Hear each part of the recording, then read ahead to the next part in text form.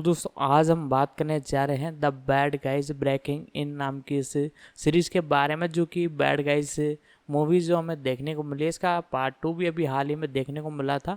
तो ये जो सीरीज़ हमें देखने को मिल रही है ये 2031 से 22 में इसके पार्ट 1 का एक तरह से रिलेटेड रहने वाली है। तो आज हम इसी सीरीज़ के बारे में बात करने जा रहे हैं। पूरी इन्फॉर्मेशन आगे मैं आपको बताता हूँ, वीडियो को लाइक कर दीजिए। The bad guys breaking in एक आगामी अमेरिकी CG animated heist comedy television series है जो 2022 की फिल्म द बैड गाइज पर आधारित है, जो इसी नाम की ग्राफिक नॉवेल सीरीज पर आधारित है। इससे पहले आए 2 टेलीविजन स्पेशल की तरह यह सीरीज भी मूल फिल्म का प्रीक्वल है। गोडेरे, अजीग्बे, सेबालोस, डायमंटोपोलोस और लो सभी ने शॉर्ट्स में अपनी भूमिकाएं दोहराई है। फिल्म के मूल कलाकारों में से कोई भी वापस नहीं आया है। यह श्रृंखला 6 नवंबर 2025 को नेटफ्लिक्स पर रिलीज होने वाली है।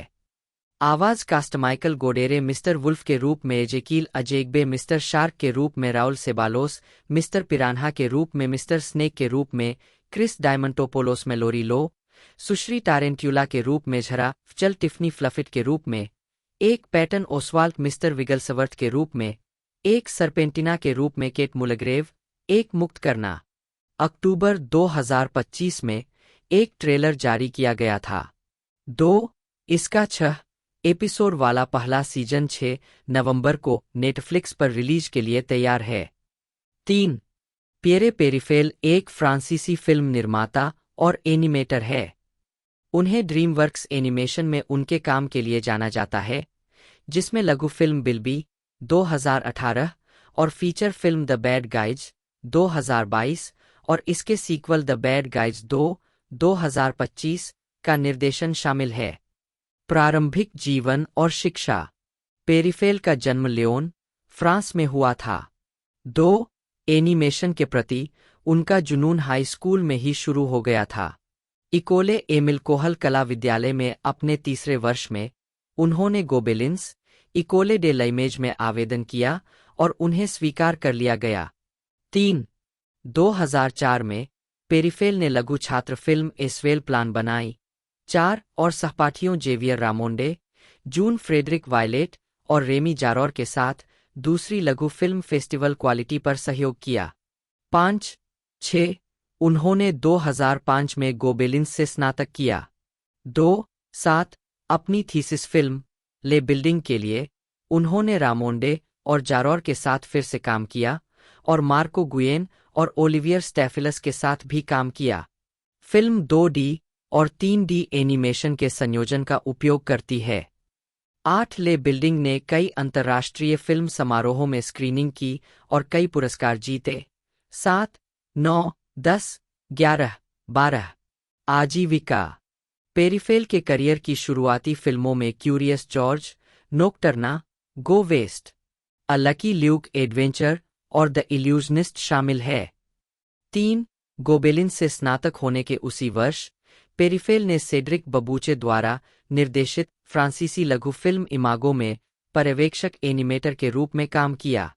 इमागो ने पेरिफेल को रामोनेड के साथ फिर से काम करने का अवसर दिया। 13 पेरिफेल 2008 में संयुक्त राज्य अमेरिका चले गए।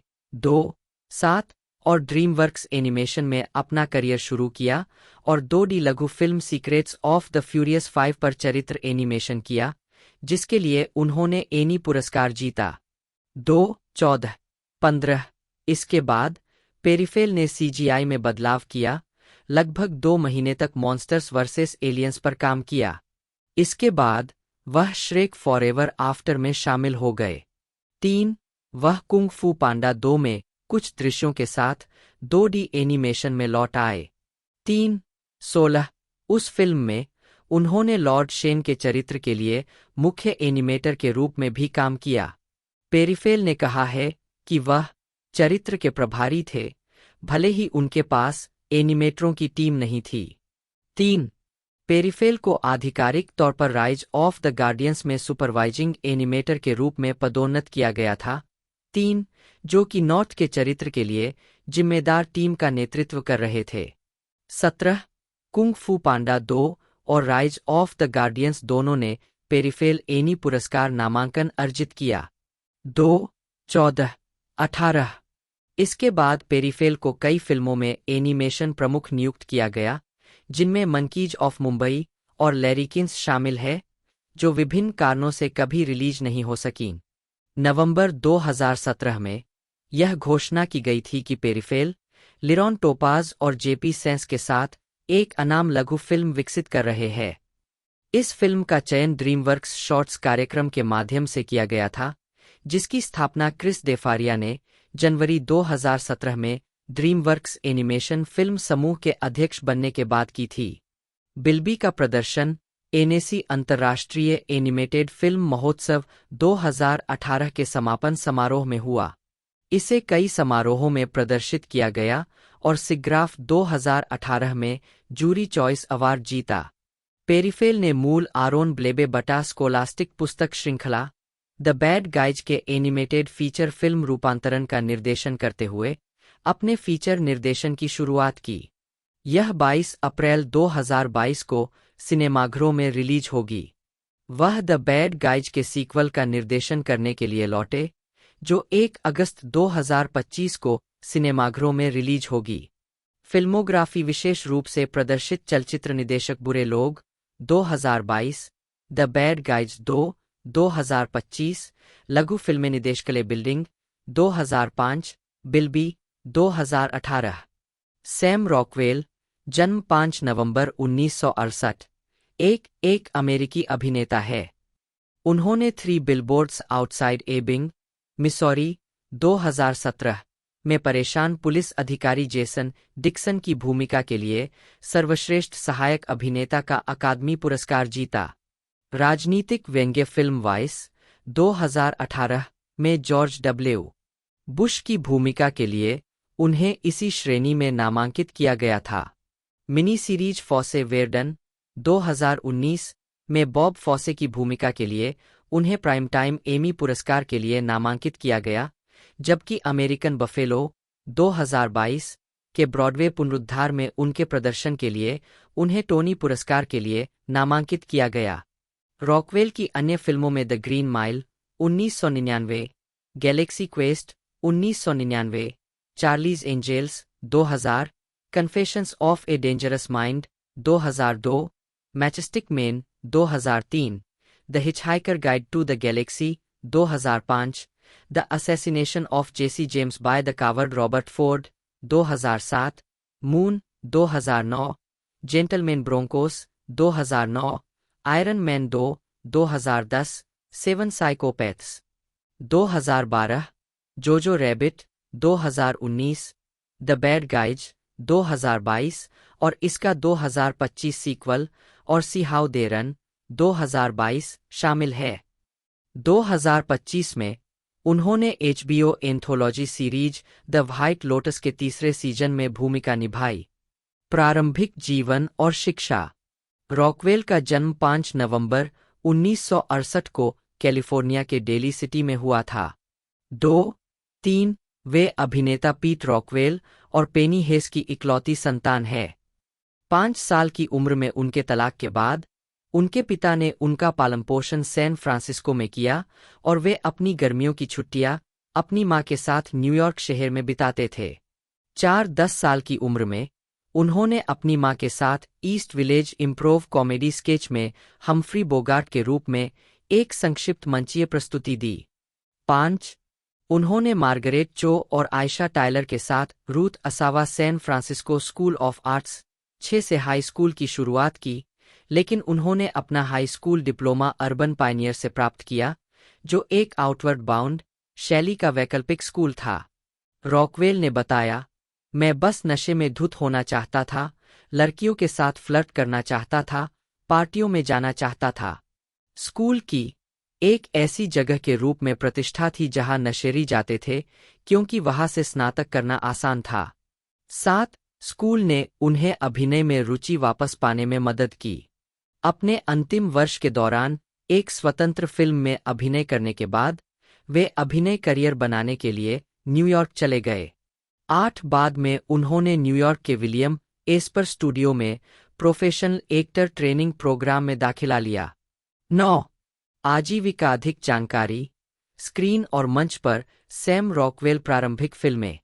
1989 में विवादास्पद हॉरर फिल्म क्लाउन हाउस में अपनी पहली भूमिका के बाद, जिसे उन्होंने सैन फ्रांसिस्को में रहते हुए फिल्माया था, वह न्यूयॉर्क चले गए और शिक्षक विलियम एस्पर के साथ विलियम एस्पर स्टूडियो में प्रशिक्षण लिया। 10. 1990 के दशक की शुरुआत में उनके करियर ने धीरे धीरे गति पकड़ी जब उन्होंने द इक्वलाइजर, NYPD ब्लू और लॉ एंड ऑर्डर जैसी टीवी सीरीज में छोटे पर्दे के अतिथि स्थानों और लास्ट एग्जिट टू ब्रुकलिन और टीनेज म्यूटेंट निंजा टर्टल्स जैसी फिल्मों में छोटी भूमिकाओं के बीच काम किया। वह the search for Vanai Jimmy 1994 में शीर्षक चरित्र के रूप में भी दिखाई दिए। इस दौरान रॉकवेल ने रेस्तरां में बसबॉय के रूप में काम किया और साइकिल से बरिटोस वितरित किए। 11. एक समय पर रॉकवेल ने एक निजी जासूस के सहायक के रूप में काम किया। 1994 में मिलर के एक अच्छे भुगतान वाले विज्ञापन ने अंततः उन्हें पूर्णकालिक अभिनय करने का अवसर दिया। रॉकवेल के करियर का एक महत्वपूर्ण मोड़ टॉम डिसिलो की फिल्म बॉक्स ऑफ मूनलाइट 1996 थी, जिसमें उन्होंने एक सनकी बालक की भूमिका निभाई थी जो डेवी क्रॉकेट जैसे कपड़े पहनता है और एक अलग मोबाइल घर में रहता है। इसके बाद मिली प्रशंसा ने उन्हें कास्टिंग एजेंटों और नए प्रशंसकों के बीच समान रूप से लोकप्रिय बना दिया, और रॉकवेल ने खुद स्वीकार किया कि वह फिल्म निश्चित रूप से एक महत्वपूर्ण मोड़ थी। न्यूयॉर्क में 10 साल बिताने के बाद मुझे एक तरह से स्वतंत्र फिल्मों के नक्शे पर जगह मिल गई। 8. उन्हें फिल्म लॉन डॉग्स 1997 के लिए भी मजबूत समीक्षाएं मिलीं, जहां उन्होंने एक श्रमिक वर्ग के लॉन घास काटने वाले की भूमिका निभाई जो केंटकी के एक उच्च वर्ग के गेटेड समुदाय में एक धनी 10 वर्षीय लड़की मिशा बार्टन से दोस्ती करता है। रॉकवेल के प्रदर्शन ने उन्हें मॉन्ट्रियल वर्ल्ड फिल्म फेस्टिवल और कैटलन इंटरनेशनल फिल्म फेस्टिवल दोनों में सर्वश्रेष्ठ अभिनेता का सम्मान दिलाया। 1999 में रॉकवेल ने Stephen King jail drama the green mile में विक्षिप्त कैदी विलियम वाइल्ड बिल व्हार्टन की भूमिका निभाई। फिल्म की शूटिंग के समय रॉकवेल ने बताया कि वह इस तरह के अप्रिय किरदार निभाने के लिए क्यों आकर्षित हुए। उन्होंने कहा, मुझे वह डार्क चीजें पसंद है। मुझे लगता है कि नायकों में खामियां होनी चाहिए। हॉलीवुड मान्यता।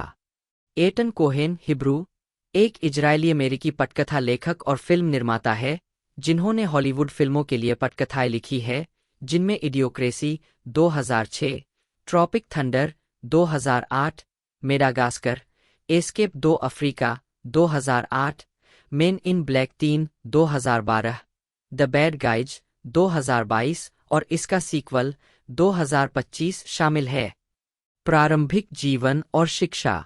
इजराइल में एक यहूदी परिवार में जन्मे कोहेन मैसाचुसेट्स के शेरोन में पले बड़े। उन्होंने मैमोनाइट स्कूल और हार्वर्ड कॉलेज से स्नातक की उपाधि प्राप्त की, जहां उन्होंने हार्वर्ड लैम्पून के लिए लिखा। 1. 2. आजीविका। 1995 और 1997 में उनकी पहली निर्मित पटकथाएं बीविस एंड बटहेड के लिए थीं, जहां उन्हें एटन कोहेन के रूप में श्रेय दिया गया था। 3. उन्होंने तब से अन्य माइक जज निर्देशित परियोजनाओं के लिए लिखा है, जिसमें 2001 से 2005 तक किंग ऑफ द हिल और 2006 में फीचर फिल्म इडियोक्रेसी शामिल है। 4. 1990 के दशक के उत्तरार्ध में उन्होंने 2 अन्य टेलीविजन श्रृंखलाओं पर काम किया, एनिमेटेड रिसेस और लघु lived it's like you know.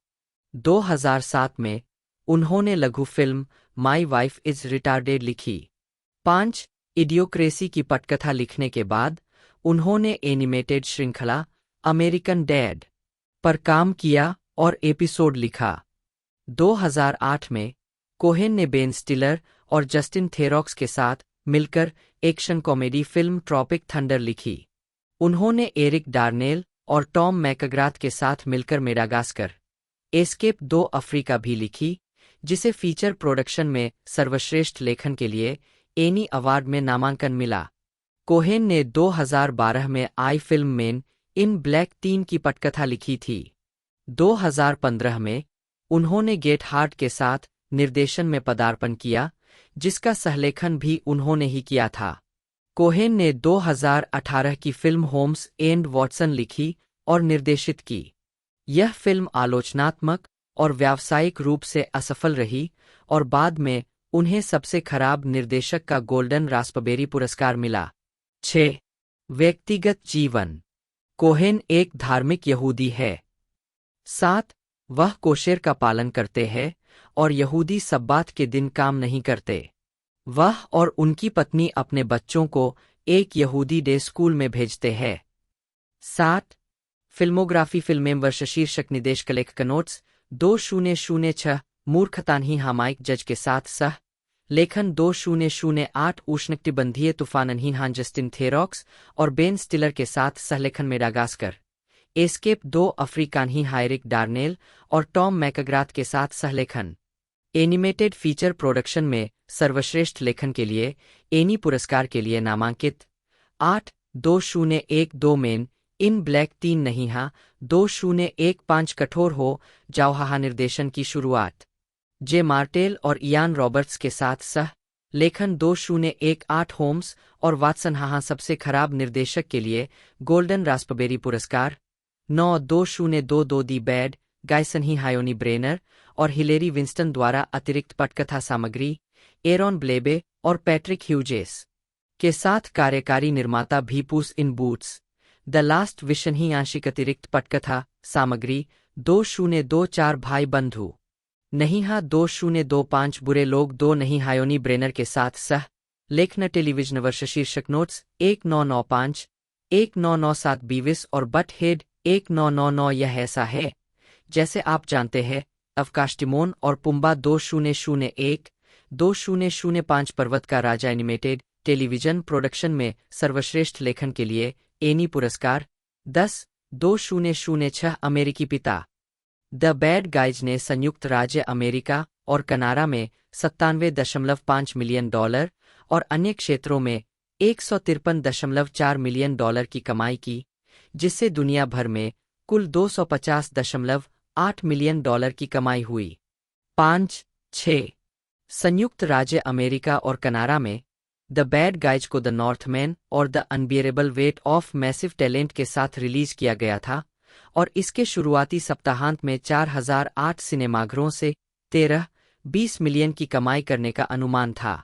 34, 35, 36 film ने पहले दिन $8 मिलियन कमाए, जिसमें गुरुवार रात के पूर्वावलोकन से $1.15 मिलियन शामिल थे।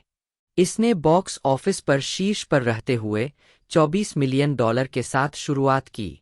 37 डेडलाइन हॉलीवुड ने उल्लेख किया कि ओवर परफॉर्मेंस एक विविध टर्नआउट, बड़े मार्केटिंग पुश और पारिवारिक फिल्मों की हालिया सफलता के कारण था। इसकी शुरुआत के दौरान महिलाओं ने 56% दर्शकों का गठन किया। दर्शकों के जातीय टूटने से पता चला कि 40% कोकेशियान, 25% लातीनी और हिस्पैनिक, 20% अफ्रीकी अमेरिकी और 9% एशियाई या अन्य।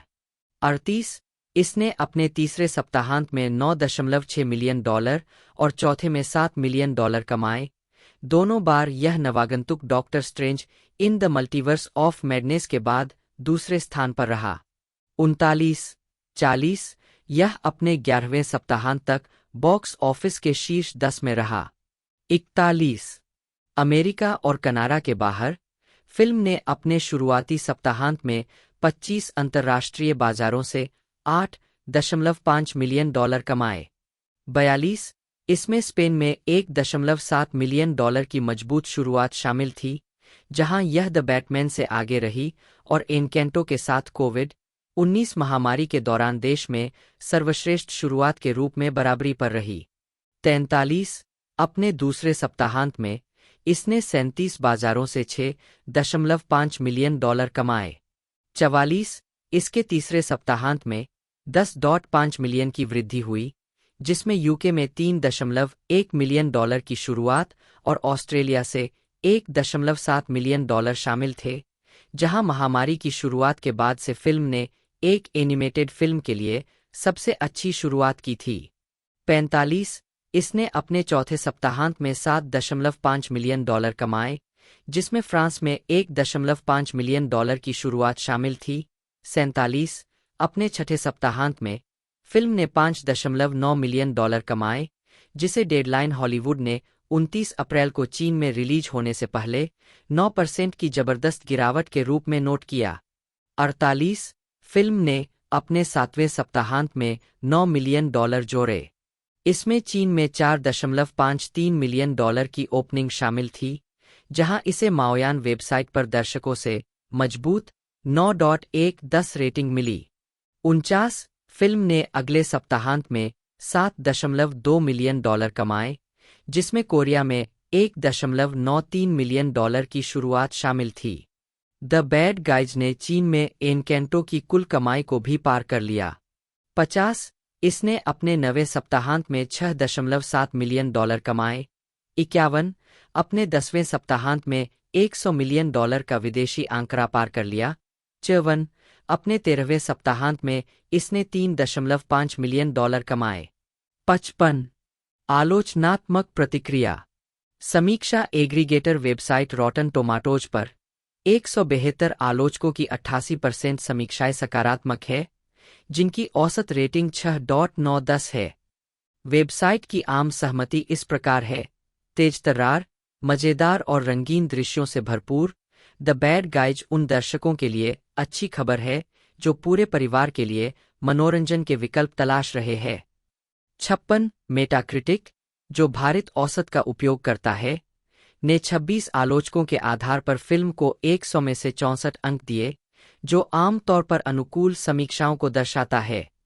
57 सिनेमास्कोर द्वारा सर्वेक्षण किए गए दर्शकों ने फिल्म को A+ से F पैमाने पर का औसत ग्रेड दिया, जबकि पोस्टट्रैक के दर्शकों ने इसे 5 में से 4 स्टार का औसत स्कोर दिया। 3 वाशिंगटन पोस्ट की क्रिस्टन पेज किर्बी ने 4 में से 3 स्टार दिए और निष्कर्ष निकाला: कहानी का नैतिक कोई बहुत बड़ा झटका नहीं देता है। ऐसा होना भी जरूरी नहीं है। हम सभी एनकेंटो नहीं हो सकते। फिर भी यह चतुराईपूर्ण, दृष्टिगत रूप से दिलचस्प और बहुत ही मजेदार है। यहाँ तक कि जब हास्य कमजोर हो जाता है, तब भी यह कथात्मक अर्थ देता है। पेट फूलने के बारे में एक मजाक तब और भी मजेदार होता है जब यह कथानक के लिए आवश्यक हो। द बैड गाइज इसे समझते हैं। वास्तव में द बैड गाइज को बहुत सी चीजें समझ आती है। यह ठीक ठीक जानता है कि यह क्या है, और यह जो करने निकलता है उसे बखूबी करता है। यह दिल और हास्य से भरी एक डकैती वाली फिल्म है, और इसमें अपराध कहाँ है। 58 आईजीएन के रयान लेस्टन ने 10 में से 8 की रेटिंग दी और लिखा: यह ओशियंस 11 का लिटिल रेड राइडिंग हुड से मिलन है, जिसमें सैम रॉकवेल का वुल्फ जेल से बाहर रहने के लिए आकर्षण का सहारा लेता है, और इस प्रक्रिया में वह आपका दिल जीत सकता है। रिचर्ड आयोडे ने पाखंडी प्रोफेसर मार्मलेड के रूप में धमाका किया है, और पूरी आवाज कास्ट ने कुछ बेहतरीन चुटकुलों के साथ अपना सर्वश्रेष्ठ प्रदर्शन किया है, जो आपको हंसाते हंसते लोटपोट कर देंगे। द बैड गाइज एक मजेदार, परिवार के अनुकूल कैपर है जो एक्शन से भरपूर और हंसी से भरपूर है। 59 शिकागो सनटाइम्स के रिचर्ड रोपर ने फिल्म को 4 में से 3.5 स्टार दिए और टिप्पणी की कि एनिमेशन कंप्यूटर जनरेटेड 2D और 3D को एक ऐसे रूप में जोड़ता है जो आपको शनिवार सुबह के कार्टून की याद दिलाएगा, केवल बहुत कुरकुरा और अधिक चमकदार। यह शैलीबद्ध है और हीस्ट मूवी लॉस एंजल्स की एक विशिष्ट परिभाषा प्रस्तुत करती है, जिसमें आकाश इतना चमकीला है कि वह लगभग ओवर एक्सपोज्ड है और फिर भी किसी तरह एक नॉयर वाइब का निर्माण करता है। यह एक शानदार दिखने वाली फिल्म है जिसमें शानदार अभिनय, कुछ प्यारे संदेश और लगातार चलने वाली हंसी है। कुछ बच्चों को पसंद आएंगी और उतनी ही हंसी दर्शकों में मौजूद बड़े बच्चों को लक्षित करती है।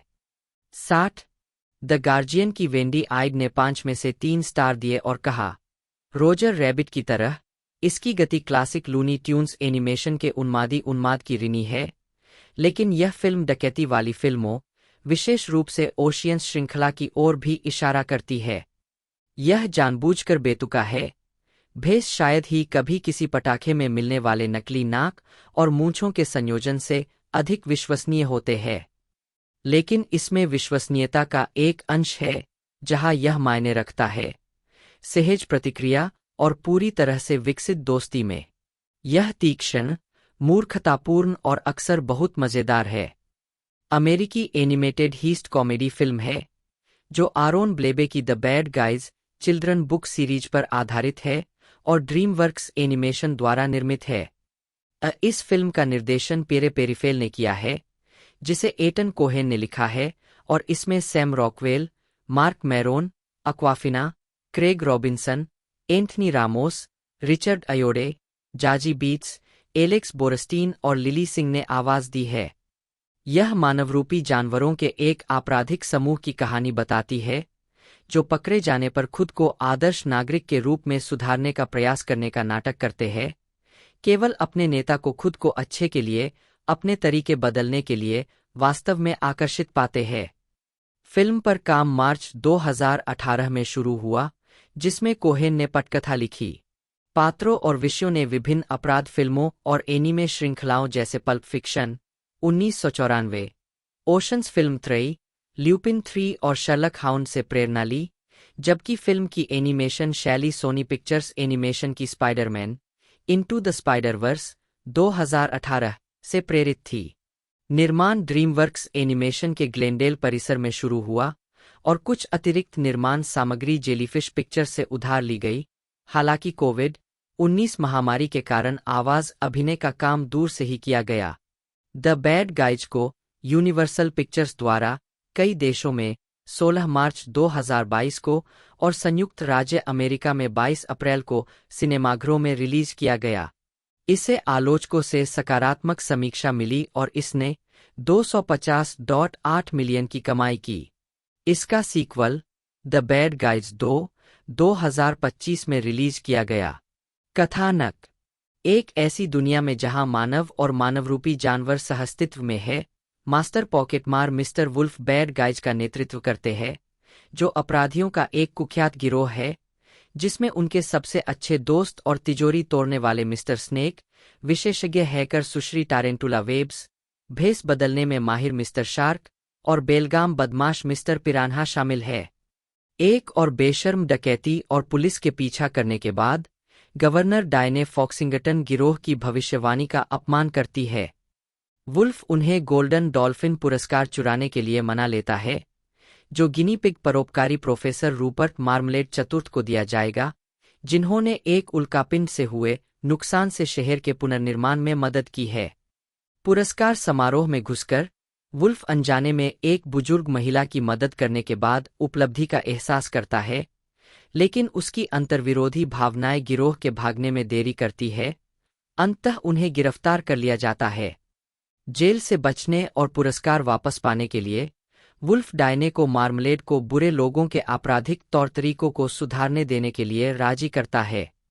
गिरोह को सुधारने की मार्मलेड की कोशिशें नाकाम हो जाती है और अंत में एक शोध प्रयोगशाला से गिनी पिग को छुड़ाने की एक नाकाम कोशिश होती है। डायने गुस्से में उन्हें उनके व्यवहार के लिए डांटती है और लगभग प्रयोग बंद ही कर देती है, लेकिन वुल्फ के साथ सहानुभूति रखती है क्योंकि वह समाज की अपेक्षाओं के अनुरूप बड़े खलनायक की तरह व्यवहार करता है। वुल्फ खुद को एक पैर से एक बिल्ली को बचाते हुए पाता है, जिसे मार्मलेड एक वीडियो में कैद कर लेती है जो गिरोह की सार्वजनिक छवि को बदल देता है, लेकिन स्नेक को डर है कि वुल्फ उनकी योजना से बेखबर हो रहा है। मार्मलेड के चैरिटी समारोह में गिरोह पुरस्कार चुराने के लिए एक और डकैती को अंजाम देता है। डायने से प्यार करने वाला वुल्फ ऐसा नहीं कर पाता और खुद को छुड़ाने का फैसला करता है। हालांकि उल्कापिंड चोरी हो जाता है और गिरोह को दोषी ठहराकर गिरफ्तार कर लिया जाता है, जबकि पछतावे से भरा वुल्फ डायने को गिरोह के उस ठिकाने का पता बताता है जहां चोरी का माल भरा हुआ था।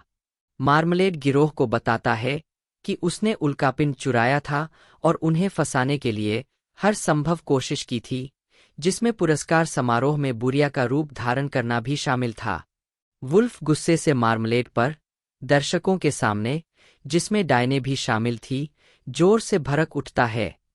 जेल में वुल्फ बताता है कि उसका मानना है कि एक बेहतर जिंदगी संभव है, जिससे उसकी स्नेक से लड़ाई हो जाती है, जिसे यकीन है कि समाज उन्हें कभी स्वीकार नहीं करेगा। गिरोह को डायने बचाती है, जिसे वुल्फ क्रिम्सन पॉ के रूप में पहचानता है, जो एक पूर्व आपराधिक मास्टरमाइंड है, और अब उसे यकीन है कि वुल्फ सचमुच आजाद हो गया है। वुल्फ मार्मलेड को उल्कापिंड को सम्मोहन शक्ति के स्रोत के रूप में इस्तेमाल करने से रोकने में डायने की मदद करने के लिए तैयार हो जाता है, लेकिन बाकी लोग अपने ठिकाने पर लौटते हैं और पाते हैं कि उनकी लूट गायब हो गई है। स्नेक शार्क को आखिरी पुश पॉप देकर दिलासा देता है, जिससे उन सभी को एहसास होता है कि बेहतर जिंदगी के बारे में वुल्फ सही था, लेकिन गुस्से में स्नेक मार्मलेड के साथ गठबंधन करने से इनकार करते हुए वहां से चला जाता है। डायने और वुल्फ को पता चलता है कि मार्मलेड उल्कापिंड का इस्तेमाल गिनी पिग्स की एक सेना को नियंत्रित करने के लिए कर रहा है, जिसे वह पूरे शहर में अपने चैरिटी फंड को लूटने के लिए भेजता है। डायने बताती है कि जब उसने गोल्डन डॉल्फिन चुराने की कोशिश की, तो उसे एहसास हुआ कि वह वैसी ही इंसान है जैसी समाज उसे समझता है, और उसने अपने आपराधिक तौर तरीके छोड़ दिए। उल्कापिंड वापस चुराने की कोशिश में मार्मलेड और स्नेक उन्हें पकड़ लेते हैं। वेब्स, शार्क और पिरान्हा उन्हें बचाने पहुंचते हैं, और साथ मिलकर वे उल्कापिंड को पुलिस तक पहुंचाने की जल्दी में होते हैं, लेकिन पहले स्नेक को वापस लाने का फैसला करते हैं। गिनी पिग्स के झुंड द्वारा पीछा किए जाने पर वुल्फ को उल्कापिंड सौंपने के लिए मजबूर होना पड़ता है, जब मार्मलेड स्नेक को अपने हेलीकॉप्टर से बाहर निकाल देता है। स्नेक से सुलह करके पुलिस गिरोह का सामना करती है, जबकि मार्मलेड का मननियंत्रण उपकरण नष्ट कर दिया जाता है। इससे पहले कि डायने अपने आपराधिक अतीत का खुलासा करके गिरोह का बचाव कर पाती, वुल्फ और बाकी लोग स्वेच्छा से आत्मसमर्पण कर देते हैं। मार्मलेड उल्कापिंड को बरामद करने का श्रेय लेने की कोशिश करता है, लेकिन स्नेक बताता है कि उसने अपने दलबदल का नाटक किया था, और जब उसके पास मननियंत्रण उपकरण था, तब उसने उल्कापिंड को मार्मलेड के प्रतिकृति लैंप से बदल दिया था। मशीन उल्कापिंड को नष्ट कर देती है, जिससे मार्मलेड असली चोर के रूप में सामने आता है, जबकि डायने से लिया गया हीरा उसकी जेब से गिर जाता है, और उसकी गिरफ्तारी के बाद वह अनजाने में खुद को क्रिम्सन पॉ के रूप में भाल लेता है। जैसे ही पुलिस बुरे लोगों को जेल ले जाती है, वुल्फ बताता है कि उसने स्नेक में अच्छाई साबित करने के लिए पुश पॉप छोड़ा था, और गिरोह खुशी खुशी स्वीकार करता है कि वे अब बुरे लोग नहीं हैं। सैम रॉकवेल, मिस्टर वुल्फ, एक मजाकिया, आकर्षक, जेबकतरे भेड़िया और द बैड गाइज गिरोह का नेता, जो गिरोह के भागने वाले ड्राइवर के रूप में भी काम करता है। मार्क मैरोन मिस्टर स्नेक के रूप में एक क्रोधी, निंदक तिजोरी तोड़ने वाला सांप, वुल्फ का दूसरा कमांडर, साथ ही उसका सबसे अच्छा दोस्त। 7 अक्वाफिना, सुश्री टारेंट्यूला, एक तीखी जीभ वाली, व्यंग्यात्मक टारेंट्यूला और विशेषज्ञ हैकर जिसे वेब्स के नाम से भी जाना जाता है। क्रेग रॉबिन्सन मिस्टर शार्क के रूप में एक बचकाना, संवेदनशील महान सफेद शार्क और भेस बदलने में माहिर एंथनी रामोस मिस्टर पिरान्हा के रूप में एक गुस्सैल, चंचल पिरान्हा और गिरोह का मांसपेशी रिचर्ड आयोडे। प्रोफेसर मार्मलेड, एक धनी, ब्रिटिश लहजे वाला, गिनीपिग परोपकारी और वैज्ञानिक जो वुल्फ के समूह को अच्छे काम करने के लिए मार्गदर्शन करता है, लेकिन गुप्त रूप से एक दुष्ट और लालची व्यक्ति है, जो अपने स्वयं के दान से चोरी करने का इरादा रखता है। जाजी बीट्स डायने फॉक्सिंगटन उर्फ द क्रिम्सन पॉ के रूप में एक लाल लोमड़ी जो राज्य की गवर्नर और पूर्व मास्टर चोर से अच्छा और वुल्फ की प्रेम रुचि के रूप में सेवा कर रही है। 8 एलेक्स बोरस्टीन, मिस्टी लुगिन्स, पुलिस का गर्म स्वभाव वाला मानव प्रमुख जो किसी भी कीमत पर बुरे लोगों को गिरफ्तार करने के लिए दृढ़ है। लिली सिंह, टिफनी फ्लफेट, एक स्थानीय मानव समाचार रिपोर्टर जो अपनी रिपोर्टों को बहा चढ़ाकर पेश करने की प्रवृत्ति रखती है। उत्पादन विकास। 22 जुलाई 2017 को ऑस्ट्रेलिया के द डेली टेलीग्राफ ने बताया कि कई स्टूडियो ने आरोन ब्लेबे की पुस्तक श्रृंखला द बैड गाइज को एक फीचर फिल्म में बदलने में रुचि व्यक्त की थी। 9 मार्च 2018 में ड्रीमवर्क्स एनिमेशन ने पुस्तक श्रृंखला पर आधारित एक फिल्म के विकास की घोषणा की, जिसमें एटन कोहेन पटकथा लिखेंगे। 10, 11, 12 अगले वर्ष अक्टूबर में यह बताया गया कि फिल्म का निर्देशन पेरे पेरिफेल द्वारा उनके फीचर निर्देशन में किया जाएगा, जिसमें कोहेन और हिलेरी विंस्टन फिल्म की पटकथा का सहलेखन करने के लिए तैयार है। 13 फिल्म के विकास के दौरान चालक दल ने कोविड-19 महामारी के दौरान दूर से काम किया। 14 फिल्म को हीस्ट शैली पर एक समान मोड़ के रूप में वर्णित किया गया था। 13 विंस्टन को केवल ice age dawn of the dinosaur के लेखक योनी ब्रेनर के साथ अतिरिक्त पटकथा सामग्री के लिए श्रेय दिया गया था, जबकि फिल्म कोहेन, ब्लेबे और फाउंडेशन मीडिया के पैट्रिक ह्यूजेस द्वारा कार्यकारी निर्मित किया गया था। 15 कलाकारों की घोषणा 28 जुलाई 2021 को की गई थी।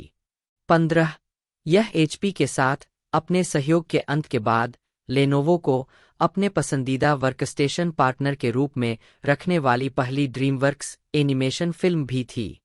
16 एनिमेशन, डिजाइन और प्रभाव। फिल्म का डिजाइन सोनी पिक्चर्स एनिमेशन की स्पाइडरमैन इनटू द स्पाइडरवर्स से प्रेरित था, जिसमें ड्रीमवर्क्स ने अपनी पिछली फिल्मों की तुलना में अधिक चित्रात्मक और शैलीगत सौंदर्यशास्त्र अपनाया था। चरित्र डिजाइनों ने ल्यूक बेसन की द फिफ्थ एलिमेंट, माइकल मान की हीट, स्टीवन सोडरबर्ग की ओशंस 11 और क्वेंटिन टारनटिनो की रिजर्वायर डॉग्स और पल्प फिक्शन जैसे निर्देशकों की शैलियों के मिश्रण से प्रेरणा ली। फिल्म एनीमे और मंगा श्रृंखला जैसे शर्लक हाउंड और ल्यूपिन 3 के साथ साथ फ्रांसीसी बेल्जियम की animated film Ernest and Celestine से भी प्रेरित थी, क्योंकि इसने पात्रों के दृष्टिकोण को प्रभावित किया था। 17 जबकि फिल्म के लिए अधिकांश एनिमेशन डीडब्ल्यूए ग्लेंडेल द्वारा प्रदान किया गया था, जेलीफिश पिक्चर्स, जिन्होंने पहले ड्रीमवर्क्स के साथ how to train your dragon, homecoming, spirit untamed और the boss baby, family business पर काम किया था, ने प्रीमो और मूनरे जैसे मालिकाना सॉफ्टवेयर्स का उपयोग करके अतिरिक्त एसेट प्रोडक्शन सेवाओं को संभाला, साथ ही डूडल नामक एक नए टूल के साथ 2D प्रभावों के लिए बनाया गया और एनिमेटरों को चरित्र रिग्स के चारों ओर रेखाओं को स्थानांतरित करने की अनुमति देने के लिए। फिल्म का ओपनिंग डिनर सीन टार्नटिनो के पल्प फिक्शन के समान ओपनिंग सीन से प्रेरित है। ड्रीमवर्क्स एनिमेशन के इतिहास का सबसे लंबा वन शॉट है, जो 2 मिनट 25 सेकंड और 7 फ्रेम तक चलता है। 18 19 संगीत the bad guys original motion picture soundtrack 20 film score Daniel Pemberton जारी किया 31 मार्च 2022 स्टूडियो ड्रीमवर्क्स एनिमेशन शैलियन कलेबल बैक लॉट संगीत ड्रीमवर्क्स एनिमेशन साउंड ट्रैक कालक्रमत boss baby family business 2021 the bad guys original motion picture soundtrack 20 2022 puss in boots the last wish 2022 Daniel Pemberton कालक्रम Ricardo बन्ना 2021 the bad guys original motion picture sound track 2022 Enola Holmes 2022 the bad guys original motion picture soundtrack के एकल good tonight release 18 March 2022 feeling alright release 25 March 2022 good tonight party pupils remix release 22 April 2022 22 June 2021 को Daniel Pemberton को film के लिए score बनाने के लिए sign किया गया था, जिन्होंने पहले स्पाइडरमैन इनटू द स्पाइडरवर्स के लिए साउंड ट्रैक तैयार किया था। 21 पेम्बरटन और गैरी गो द्वारा लिखित एक गीत गुड टू नाइट 18 मार्च को बैकलॉट म्यूजिक द्वारा बनाया और रिलीज किया गया था, जिसे एंथनी रामोस ने गाया था, जो विल वेल्स के साथ अतिरिक्त गीत करते हैं।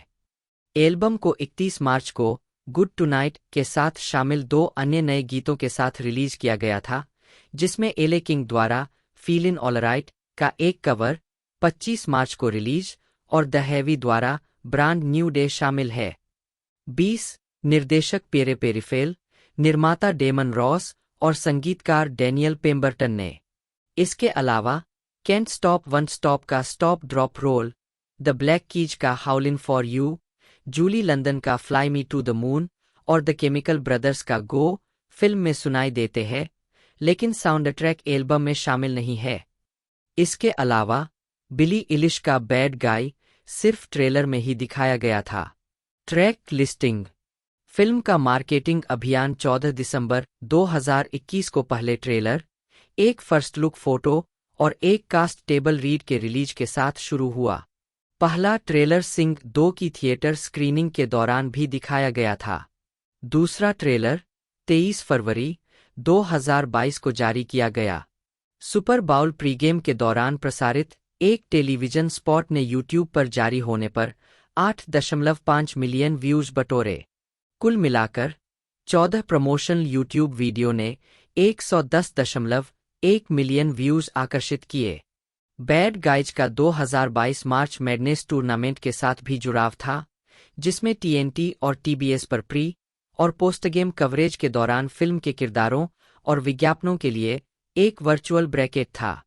डेडलाइन हॉलीवुड ने कहा कि यूनिवर्सल ने अप्रैल फूल डे 1 अप्रैल का फायदा उठाया, जिस दिन टिकटों की बिक्री शुरू हुई, एक और स्नैपचैट एआरलेस जारी किया जो मिस्टर बीस्ट और माइकल ली जैसे लोकप्रिय प्रभावशाली लोगों द्वारा इस्तेमाल किए जाने के बाद वायरल हो गया, जिसे टिकटॉक पर 21.5 मिलियन बार देखा गया और 1.8 मिलियन से अधिक लाइक मिले। 3. मुक्त करना थिएट्रिकल। 7 अक्टूबर 2019 को बताया गया कि फिल्म 17 सितंबर 2021 को नाटकीय रूप से रिलीज होगी, जो स्पूकी जैक की रिलीज की तारीख को संभालेगी। 13 दिसंबर 2020 में फिल्म को the boss baby family business के साथ अपने मूल स्लॉट में देरी हुई, हालांकि यह पुष्टि की गई कि कोविड-19 महामारी के कारण इसे आने वाले हफ्तों के भीतर एक नई तारीख मिल जाएगी। 22 मार्च 2021 में रिलीज की तारीख 15 अप्रैल 2022 को पुनर्निर्धारित की गई। 23 अक्टूबर 2021 में इसे फिर से एक सप्ताह के लिए 22 अप्रैल तक पीछे धकेल दिया गया। 24 द बैड गाइज ने 12 अप्रैल 2022 को एस होटल लॉस एंजल्स में रेड कारपेट स्क्रीनिंग की। 26 होम मीडिया और streaming. Universal pictures home entertainment ने 21 जून 2022 को संयुक्त राज्य अमेरिका में डीवीडी, ब्लूरे और अल्ट्रा एचडी ब्लूरे पर और डिजिटल डाउनलोड के लिए द बैड गाइज जारी किया। 27 यह फिल्म 1 जुलाई 2022 को एनबीसी यूनिवर्सल की पीकॉक स्ट्रीमिंग सेवा पर रिलीज हुई। 28 29 यूनिवर्सल की एनिमेटेड फिल्मों के लिए नेटफ्लिक्स के साथ 18 महीने के सौदे के हिस्से के रूप में फिल्म पेटीवी विंडो के पहले 4 महीनों के लिए पीकॉक पर स्ट्रीम हुई। 1 नवंबर 2022 को नेटफ्लिक्स पर जाने से पहले अगले 10 के लिए, 1 सितंबर 2023 को पीकॉक पर लौटने के बाद अगले 4 के लिए और अंत में 1 जनवरी 2024 को अमेजन प्राइम वीडियो पर जा रही है। 30-31 फिल्म का 3D ब्लूरे संस्करण 10 मई 2023 को ऑस्ट्रेलिया में जारी किया गया था। 32 एक यूरोपीय 3D ब्लूरे संस्करण 23 मई 2024 को जारी किया गया था। 1992 से रॉकवेल न्यूयॉर्क स्थित लेबिरिंथ थिएटर कंपनी के सदस्य रहे हैं, जहां जॉन ऑर्टिज सकारात्मक निर्देशक है। 2005 में फिलिप सीमोर हॉफमैन ने उन्हें स्टीफन एडली गुर्गिस के हिट नाटक the last days of Judas Iscariot में निर्देशित किया। रॉकवेल ने Labyrinth production north of Mason Dixon पर काम किया, जिसका प्रीमियर 2007 में लंदन में हुआ और फिर उसी वर्ष बाद में न्यूयॉर्क में इसका प्रीमियर हुआ। अन्य नाटक जिनमें रॉकवेल ने प्रदर्शन किया है उनमें शामिल है डम्ब वेटर 2001, जू story 2001, the hot L Baltimore 2000, गूजपिम्पल्स 1998, love and human remains. 2022 में वह डेविड मैमेट के अमेरिकन बफेलो के पुनरुद्धार में लॉरेंस फिशबर्न और डेरेन क्रिस के साथ ब्रॉडवे मंच पर लौटे। नाटक में अपने प्रदर्शन के लिए रॉकवेल को नाटक में एक प्रमुख अभिनेता द्वारा सर्वश्रेष्ठ प्रदर्शन के लिए टोनी पुरस्कार के लिए अपना पहला नामांकन मिला। व्यक्तिगत जीवन। रॉकवेल ने कभी शादी नहीं की और 2007 में एक साक्षात्कार में कहा, मैं निश्चित रूप से माता-पिता नहीं बनना चाहता। यह मेरे बस की बात नहीं है। 35 वह 2007 से अभिनेत्री लेस्ली बिब के साथ रिश्ते में है। उनकी मुलाकात लॉस एंजिल्स में फ्रॉस्ट निक्सन फिल्म की शूटिंग के दौरान हुई थी। 36 रॉकवेल और बिब आयरन मैन 2, डॉन वर्डेन और द व्हाइट लोटस में साथ नजर आए। 37-38 पुरस्कार और नामांकन। मुख्य लेख। सैम रॉकवेल द्वारा प्राप्त पुरस्कारों और नामांकनों की सूची। Crime drama film 3 billboards outside Ebbing, Missouri में एक परेशान पुलिस अधिकारी की भूमिका में उनके अभिनय ने सर्वश्रेष्ठ सहायक अभिनेता का अकादमी पुरस्कार, एक गोल्डन ग्लोब और 2 स्क्रीन एक्टर्स गिल्ड पुरस्कार जीते। 2018 में बायोपिक वाइस में जॉर्ज डब्ल्यू बुश की भूमिका के लिए उन्हें इसी श्रेणी में अपना दूसरा अकादमी पुरस्कार नामांकन मिला। संदर्भ। विज्ञान कथा पर आधारित पैरोडी गैलेक्सी क्वेस्ट 1999 में एक अनाड़ी अभिनेता। शेक्सपियर पर आधारित अ मिडसमर नाइट्स ड्रीम 1999 में फ्रांसिस फ्लूट और चार्लीज एंजेल्स। 2000 में मिलनसार खलनायक एरिक नॉक्स की भूमिका निभाने के बाद रॉकवेल को जॉर्ज क्लूनी की पहली निर्देशित film confessions of a dangerous mind 2002 में द गोंग शो के होस्ट चक बैरिस के रूप में अपने करियर की सबसे बड़ी मुख्य भूमिका मिली। रॉकवेल के अभिनय को खूब सराहा गया और फिल्म को आमतौर पर सकारात्मक समीक्षाएं मिलीं। रॉकवेल को रिडले स्कॉट की मैचस्टिक मैन 2003 में निकोलस केज के साथ उनकी भूमिका के लिए भी सकारात्मक नोटिस मिले। एंटरटेनमेंट वीकली ने उन्हें हमेशा एक रंगीन साइडकिक बनने के लिए एक प्रकार की अत्यधिक रोचकता द्वारा नियत कहा। 12 the hitchhiker guide to the galaxy 2005 के फिल्म संस्करण में जेफोर बीबलब्रॉक्स के रूप में उन्हें कुछ अधिक मिश्रित समीक्षा मिली। इसके बाद उन्होंने अच्छी तरह से प्राप्त नाटक the assassination of Jesse James by the coward Robert Ford 2007 में केसी एफ्लेक के चरित्र रॉबर्ट फोर्ड के भाई चार्ली फोर्ड के रूप में उल्लेखनीय सहायक भूमिका निभाई, जिसमें ब्रैड पिट ने जेसी जेम्स की मुख्य भूमिका निभाई। द हॉवर्ड स्टर्न शो पर एक साक्षात्कार के अनुसार निर्देशक जॉन फेवरू ने उन्हें आयरन मैन में शीर्षक चरित्र के रूप में कास्ट करने पर विचार किया। रॉकवेल अंततः 2010 में रिलीज हुई आयरन मैन 2 में टोनी स्टार्क के प्रतिद्वंद्वी हथियार डेवल पर जस्टिन हैमर के रूप में दिखाई दिए। बड़े बजट की फीचर फिल्मों के अलावा रॉकवेल ने द एफ वर्ड जैसी स्वतंत्र फिल्मों में भी काम किया है और जस्टिन लॉन्ग के साथ रॉबिन की भूमिका में एक लघु फिल्म रॉबिन्स बिग डेट में एक कामुक हैलोवीन पोशाक पहने बैटमैन की भूमिका निभाई है। उन्होंने केट बेकिंसले के साथ फिल्म स्नो एंजेल्स 2008 में भी अभिनय किया है। उन्होंने कॉमेडी मंडली Stella, Michael Ian Black, Michael Showalter और डेविड वेन के साथ कई मौकों पर काम किया है और उनकी लघु फिल्मों और इसी नाम की टीवी श्रृंखला में छोटी-छोटी भूमिकाएं निभाई है। रॉकवेल ने चक पलाहनी के उपन्यास पर आधारित फिल्म चोक 2008 में विक्टर मैंसिनी का किरदार निभाया था।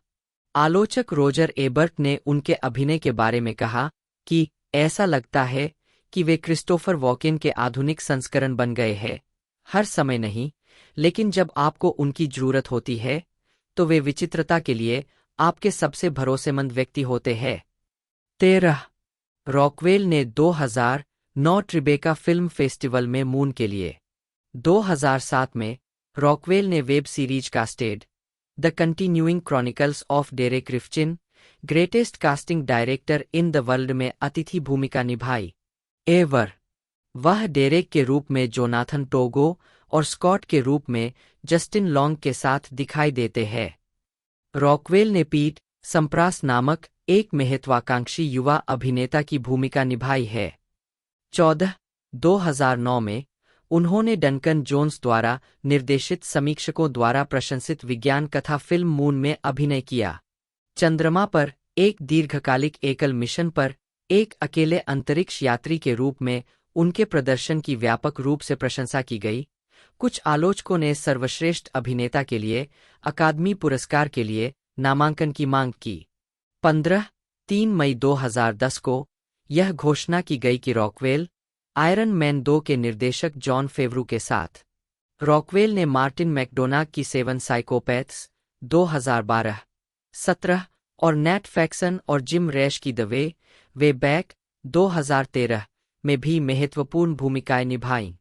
18 द वे बैक में उनके प्रदर्शन के लिए कुछ आलोचकों ने महसूस किया कि वह फिर से अकादमी पुरस्कार नामांकन के हकदार थे। 19-20 जनवरी 2014 में यह घोषणा की गई कि रॉकवेल को द ईल में कास्ट किया गया था, जिसमें उन्होंने एक फरार अपराधी की भूमिका निभाई थी। फिल्म का निर्माण केविन वॉल्श, नैट फैक्सन और जिम रैश ने किया था, जो रॉकवेल का तीनों के साथ दूसरा सहयोग था। 21 इसके अतिरिक्त 2015 में रॉकवेल ने 2 फिल्मों में अभिनय किया, पोल्टरजिस्ट और मिस्टर राइट का रीमेक। मिस्टर राइट एक पूर्व CIA एजेंट से हिटमैन बने व्यक्ति के बारे में है, जिसने विवेक प्राप्त किया और उन लोगों पर पलटवार किया जिन्होंने उसे हिटमैन के रूप में काम पर रखा था। वह अपनी प्रेमिका अन्ना केंद्रिक द्वारा चित्रित के साथ भी बहुत ईमानदार था कि वह क्या करता है। वह फिर खुद को एक हिटवुमन में बदल लेती है। 3 मई 2016 को यह घोषणा की गई कि रॉकवेल ने 2017 की film 3 billboards outside Ebbing, Missouri के लिए मैकडोनाग के साथ फिर से टीम बनाई। नस्लवादी, धमकाने वाले पुलिस अधिकारी जेसन डिक्सन के रूप में उनके प्रदर्शन ने कई प्रशंसाएं जीतीं, जिसमें उनका पहला अकादमी पुरस्कार, साथ ही सर्वश्रेष्ठ सहायक अभिनेता मोशन पिक्चर के लिए गोल्डन ग्लोब पुरस्कार, 23 2 स्क्रीन एक्टर्स गिल्ड पुरस्कार और सहायक भूमिका में सर्वश्रेष्ठ अभिनेता के लिए बाफ्टा पुरस्कार शामिल है। 24, 25, 26, 27 अगस्त 2017 में रॉकवेल को एडम मैक्के के वॉइस में जॉर्ज W. बुश की भूमिका निभाने के लिए चुना गया, जो डिक चेनी की बायोपिक थी। परिणामस्वरूप उन्हें सर्वश्रेष्ठ सहायक अभिनेता अकादमी पुरस्कार के लिए अपना दूसरा नामांकन मिला। 28, 29, 30 रॉकवेल को 2019 की मिनीसीरीज फॉसे वेर्डन में मिशेल विलियम्स के साथ ग्वेन वेर्डन के रूप में बॉब फॉसे के रूप में लिया गया था, जिसके लिए उन्हें आलोचनात्मक प्रशंसा और प्राइम टाइम एमी पुरस्कार नामांकन मिला था। 31 उसी वर्ष रॉकवेल 2 प्रशंसित फिल्मों रिचर्ड ज्वेल और जोजो रैबिट में दिखाई दिए। 2020 में उन्होंने ड्रीमवर्क्स एनिमेशन के ट्रॉल्स वर्ल्ड टूर में एक आवाज की भूमिका निभाई, फिल्म के साउंड ट्रैक पर एक कलाकार के रूप में भी काम किया और 2020 की Disney plus film the one and only Ivan में इवान गोरिल्ला को भी आवाज दी। 32 रॉकवेल ने द बैड गाइज 33 में मुख्य किरदार मिस्टर वुल्फ की आवाज भी दी। 2025 में रॉकवेल द व्हाइट लोटस के तीसरे सीजन में अतिथि कलाकार के रूप में दिखाई दिए, जहां 5वें एपिसोड में उनके लंबे एकालाप के लिए प्रशंसा मिली। 34 क्रिस्टोफर डायमंटोपोलोस, एक ग्रीक क्रिस्टोफोरोस डायमंटोपोलोस, जन्म 9 मई 1975, एक कनाडाई अभिनेता है। उन्होंने HBO श्रृंखला सिलिकॉन वैली में रस हेनीमैन की भूमिका निभाई और मो हॉवर्ड के रूप में फिल्म द थ्री स्टूज और टीवी श्रृंखला गुड गर्ल्स रिवॉल्ट में अभिनय किया। उन्होंने इसी नाम की टेलीविजन श्रृंखला the wonderful world of Mickey mouse और लघु फिल्म वंस अपॉन ए स्टूडियो में मिकी माउस को आवाज दी। पूर्व के लिए उन्हें 2 एमी पुरस्कार नामांकन प्राप्त हुए, 2 और प्राइम वीडियो एनिमेटेड श्रृंखला इनविंसिबल में कई पात्रों पर काम किया। प्रारंभिक जीवन डायमंटोपोलोस का जन्म 9 मई 1975 को टोरंटो, ओंटारियो, कनाडा में ग्रीक अप्रवासी माता-पिता 3-4 के यहाँ हुआ था। उन्होंने अपना समय कनाडा और ग्रीस के बीच बांटते हुए बिताया। उनकी माँ इयोनिना से और उनके पिता पेलोपोनीज से है। वह ग्रीक ऑर्थोडॉक्स चर्च के एक सक्रिय सदस्य है और धाराप्रवाह ग्रीक बोलते हैं। 5-6 आजीविका डायमंटोपोलोस ने 9 साल की उम्र में टेलीविजन विज्ञापनों और पेशेवर थिएटर प्रस्तुतियों में काम करके अपना करियर शुरू किया। 18 साल की उम्र में उन्होंने अमेरिकी राष्ट्रीय दौरों की एक श्रृंखला में काम करने के लिए घर छोड़ दिया। कुछ समय बाद उन्होंने ब्रॉडवे में काम किया, जहां उन्होंने द फुल मोंटी 2002 और लेस मिज़रेबल्स 2003 में प्रमुख भूमिकाएं निभाईं। 7. डायमंतोपोलोस ने ईस्ट यॉर्क कॉलेजिएट इंस्टीट्यूट में पढ़ाई की। उन्होंने एरिन हेज के साथ behind the camera the unauthorised story of Mork and Mindy में रॉबिन विलियम्स की भूमिका निभाई। उन्होंने Kevin Hill, Charmed, the Sopranos, the office, Nip Tuck और बोस्टन लीगल सहित कई सीरीज में अतिथि भूमिकाएं निभाई है। उन्होंने mini series the starter wife में इंटीरियर डेकोरेटर की भूमिका निभाई। उन्होंने स्टेट ऑफ माइंड में आवर्ती भूमिका निभाई तथा 2009 में अमेरिकन डैड में अतिथि कलाकार के रूप में अभिनय किया। 24 के 8वें सीजन में उन्होंने अमेरिकी राष्ट्रपति एलिसन टेलर के चीफ ऑफ स्टाफ रॉब वीस की भूमिका निभाई। उन्होंने द केनेडीज में फ्रैंक सिनात्रा की भूमिका निभाई। डायमंटोपोलोस ने 2012 की फिल्म द थ्री स्टूज में मो हॉवर्ड की भूमिका निभाई। 2013 में डायमंटोपोलोस ने मिकी माउस और उसकी अगली series the wonderful world of Mickey mouse में मिकी माउस को अपनी आवाज दी। हालांकि मई 2009 में वेन ऑल्विन की मधुमेह से मृत्यु के बाद ब्रेट इवान ने ज्यादातर मीडिया में मिकी को अपनी आवाज दी है। डायमंटोपोलोस ने रेट्रो शैली की प्रस्तुतियों में इस किरदार को अपनी आवाज दी, जिससे मिकी माउस की आवाज वॉल्ट डिज्नी जैसी हो गई।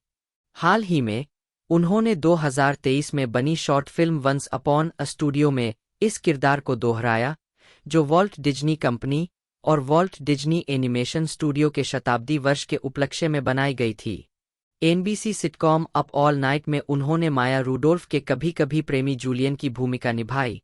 द ऑफिस में उन्होंने ब्रायन की भूमिका निभाई, जो शो के डॉक्यूमेंट्री फिल्म क्रू का पूर्व सदस्य था, जैक वुड्स के साथ, जिसके साथ उन्होंने बाद में सिलिकॉन वैली में फिर से काम किया। और अरेस्टेड डेवलपमेंट में उन्होंने मार्की की भूमिका निभाई, जो लिंडसे का चेहरांधा पर्यावरणवादी प्रेमी था। वह टेलीविजन सिटकॉम एपिसोड्स में टीवी नेटवर्क बॉस कैस्टर सोटो की भूमिका निभाते हुए दिखाई दिए और अबाउट ए बॉय के टेलीविजन रूपांतरण में मिस्टर क्रिस की भूमिका निभाई। 2017 में डायमंटोपोलोस ने ब्रॉडवे पर संगीत में वेट्रेस में अभिनय किया। 11 अक्टूबर 2018 को टीवी लाइन द्वारा यह खुलासा किया गया कि सिचुएशन कॉमेडी द मिडल के स्पिन-ऑफ पायलट में उनकी भूमिका होगी, जिसमें वे सुहेग के चंचल, आकर्षक और अमीर बॉस निक की भूमिका निभाएंगे। 8. बिल कीनन के इसी नाम के संस्मरण पर आधारित कॉमेडी डिस्कशन मटेरियल्स 9 में टॉम ब्लिथ के साथ उनकी आगामी अभिनीत भूमिका है। व्यक्तिगत जीवन।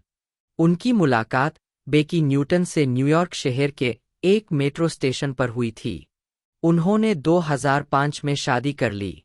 10. न्यूटन ने नवंबर 2010 में अपने पहले बच्चे, एक लड़के को जन्म दिया। 11. 2014 में उन्हें एक लड़की हुई। 12. 2020 में उन्हें एक और लड़की हुई और 2022 में एक और लड़की हुई। 13. फिल्मोग्राफी।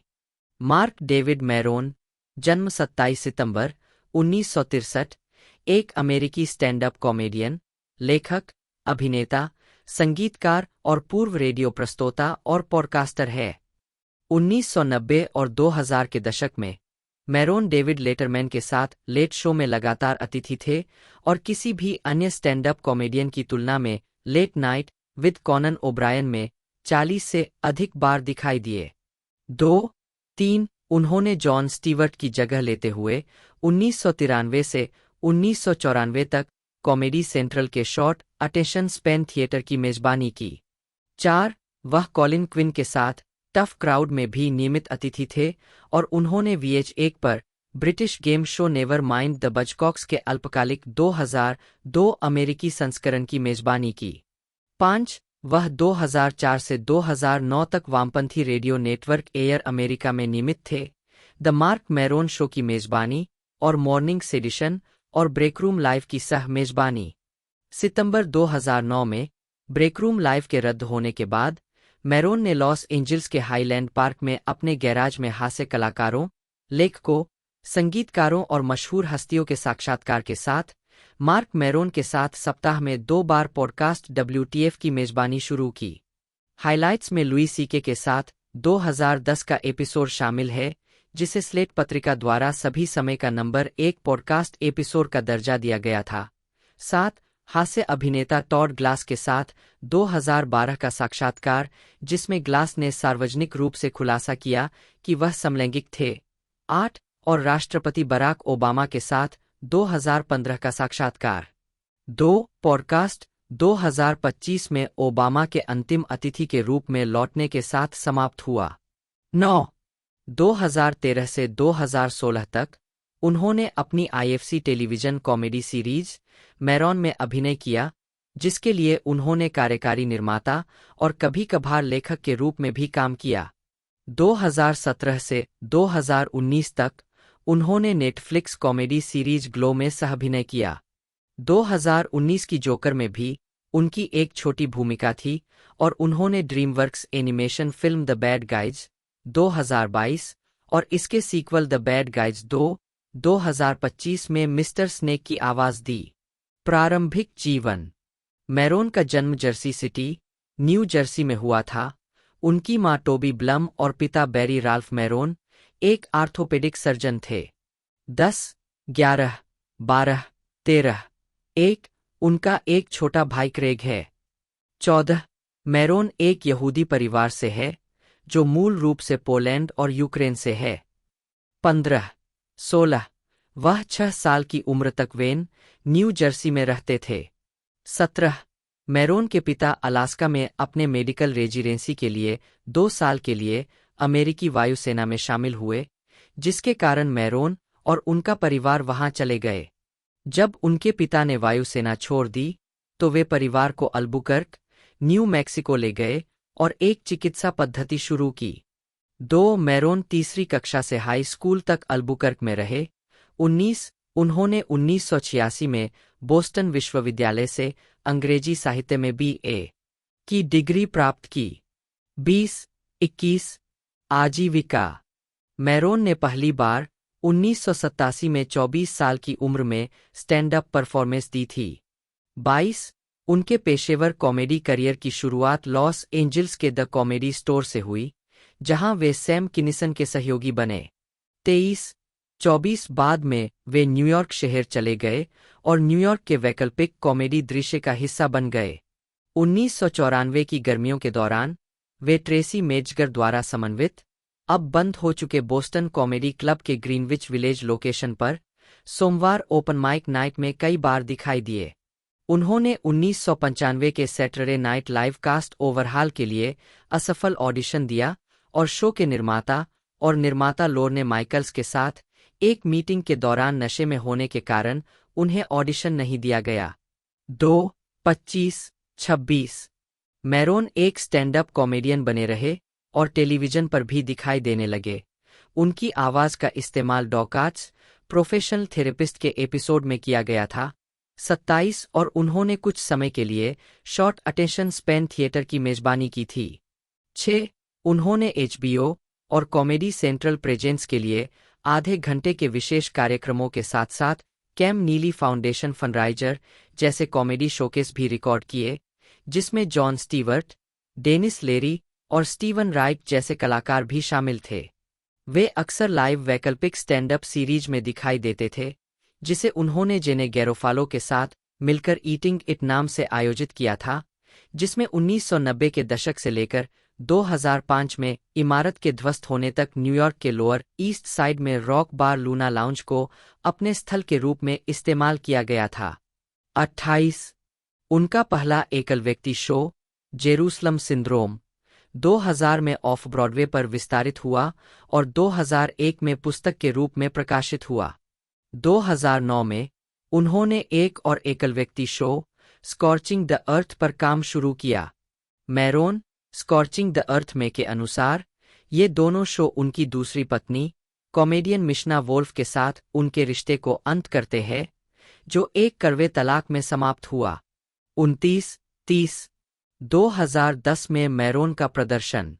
मई 2008 में उन्होंने यूजीन मिरमैन और एंडी किंडलर के साथ stand up T comedy that makes you feel better about yourself and superior to others के लिए दौरा किया। जनवरी 2009 में सैम सेडर के साथ एक सहयोग, जो सितंबर 2007 में 1 घंटे के साप्ताहिक वीडियो वेबकास्ट के रूप में शुरू हुआ था, एयर अमेरिका द्वारा निर्मित break room live with मैरोन and shader बन गया। 31 जुलाई 2009 में इसके रद्द होने तक शो का सप्ताह के दिनों में दोपहर 3 बजे पूर्वी समय पर लाइव वेबकास्ट किया जाता था, जिसके एपिसोड बाद में देखने के लिए संग्रहित किए जाते थे। अपने अंतिम अवतार में शो अनौपचारिक था, जो एयर अमेरिका मीडिया के वास्तविक ब्रेक रूम में होता था। मैरोन के स्टैंड अप एक्ट की पहचान आत्मप्रकटीकरण और सांस्कृतिक विश्लेषण के प्रति उनकी प्रतिबद्धता है।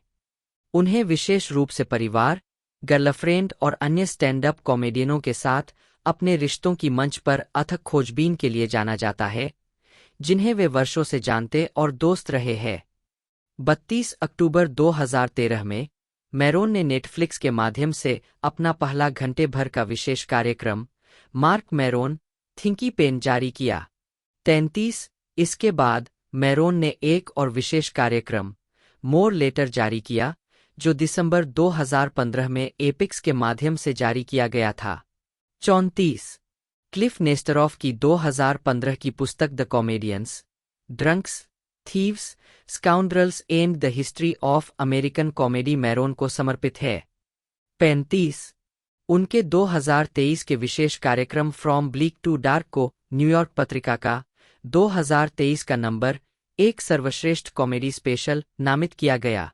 36 रेडियो 2004 में उदारवादी talk radio network air America के प्रसारण के लगभग पहले दिन से ही मैरोन ने मार्क रिले के साथ 3 घंटे के सुबह सुबह के रेडियो शो मॉर्निंग सेडिशन की सहमेजबानी की, जो सप्ताह के दिनों में सुबह 6 बजे से 9 बजे तक पूर्वी समय पर प्रसारित होता था।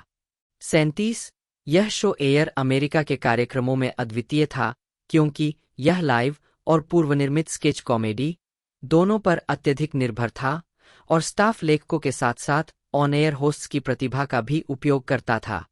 इसका प्रारूप विशिष्ट सुबह के बड़ी रेडियो कार्यक्रमों का एक वामपंथी, लगभग व्यंग्यात्मक रूप था, जिसमें आवर्ती पात्र, साक्षात्कार और श्रोता कॉल इन खंड शामिल थे, और इसने एक निष्ठावान प्रशंसक आधार को आकर्षित किया। 38 2005 के अंत में यह ज्ञात हुआ कि तत्कालीन एयर अमेरिका कार्यकारी डैनी गोल्डबर्ग के साथ समस्याओं के कारण मैरोन का अनुबंध नवीनीकृत नहीं किया जाएगा। कथित तौर पर गोल्डबर्ग को कॉमेडी समझ नहीं आई और वे मैरोन और अन्य लेखकों जिम अर्ल और केंट जोन्स द्वारा सुबह के ड्राइव टाइम शो के लिए निर्धारित व्यंग्यात्मक और अक्सर गुस्से वाले लहजे से सहमत नहीं थे। 28 नवंबर 2005 को आधिकारिक तौर पर घोषणा की गई कि मैरोन का अनुबंध नवीनीकृत नहीं किया गया है। उनका आखिरी मॉर्निंग सेडिशन प्रसारण 16 दिसंबर 2005 को हुआ था और उसके तुरंत बाद शो बंद कर दिया गया था। 28 फरवरी 2006 को मैरोन ने लॉस एंजिल्स में केटीएल के प्रोग्रेसिव टॉक 1150 AM के लिए जिम अर्ल के साथ एक रात्रिकालीन रेडियो कार्यक्रम द मार्क मैरोन शो की मेजबानी शुरू की, जो रात 10 बजे से मध्यरात्रि पीएसटी तक चलता था। केटीएल के स्थानीय खेल आयोजनों के प्रसारण के अनुबंधात्मक समझौते के कारण कार्यक्रम अक्सर विलंबित होता था, कभी कभी 1 घंटे से भी ज्यादा समय तक, जो अक्सर ओवरटाइम में चला जाता था। कथित अनुबंधात्मक प्रावधानों के बावजूद एयर अमेरिका ने द मार्क मैरोन शो को कभी राष्ट्रीय स्तर पर प्रसारित नहीं किया। इस शो का ऑनलाइन सीधा प्रसारण किया गया, लेकिन इस शो और स्ट्रीम का अच्छा प्रचार नहीं किया गया। उद्धरण वांछित 5 जुलाई को यह घोषणा की गई कि मैरोन का अंतिम एपिसोड 14 जुलाई को होगा। कुछ दिन पहले मैरोन ने एयर अमेरिका रेडियो के अधिकारियों के साथ अपने लंबे संघर्ष पर खुलकर चर्चा की थी। 2008 में मार्क और सैम सेडर ने 1 घंटे के साप्ताहिक video webcast the Sam shader show website पर स्ट्रीम पर अपने पूर्व सहयोग का विस्तार एयर अमेरिका मीडिया द्वारा निर्मित एक दैनिक शो और पोस्ट शो चैट में किया। 39 जिसे मैरोन बनाम सेडर कहा जाता है। 40 यह शो 2009 में break room live with मैरोन and shader बन गया और इसे एयर अमेरिका मीडिया की वेबसाइट पर देखा जा सकता था। 15 जुलाई 2009 को, एक वर्ष से भी कम समय के बाद, एयर अमेरिका मीडिया ने ब्रेकरूम लाइव को रद्द कर दिया।